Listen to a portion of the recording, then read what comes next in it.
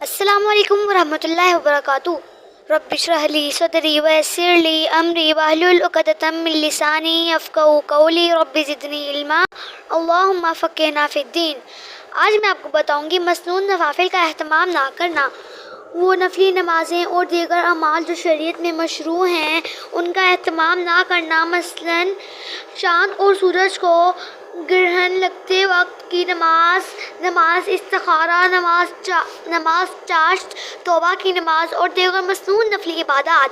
اب کسی شخص کا اس اجر سے اعراض کرنا اور اللہ نے اپنے مومن بندوں کی صفات میں جو یہ صرف بیان کی ہے، ترجمہ: انبیاء وہ خیر والے کاموں میں جلدی کرتے، ہماری رحمت کے شوق اور غصے کے ڈر سے ہمیں پکارتے اور ہمارے سامنے عاجز رہتے تھے، اس سے بے پرواہی برتے تو یہ ایمان کی کمزوری کا ہی اظہار ہے۔ اسی طرح سنن و نوافل کا اہتمام نہ کرنا، جلدی مسجد نہ جانا، قیام اللیل میں محروم رہنا، سب ایمان کی کمزوری کی وجہ سے ہوتا ہے۔ قرآن سے متاثر نہ ہونا، قرآن کے احکام سن کر اس کے وعدے اور وعیدیں سن کر، اس کے قیامت اور موت کے تذکرے سن کر بھی اثر نہ لینا، بلکہ قرآن سننے سے اکتاہٹ اور پڑھنے سے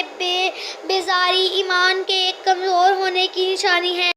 گناہوں اور نافرمانی میں مبتلا رہنا اور ان کے تذکرے کرنا، بار بار غلط کام کرنا اور ان پر اڑے رہنا بھی دل کے اندر سے ایمان کی حرارت کو ختم کر دیتا ہے، جس کی وجہ سے ان کو آدمی گناہ سمجھنا ہی چھوڑ دیتا ہے۔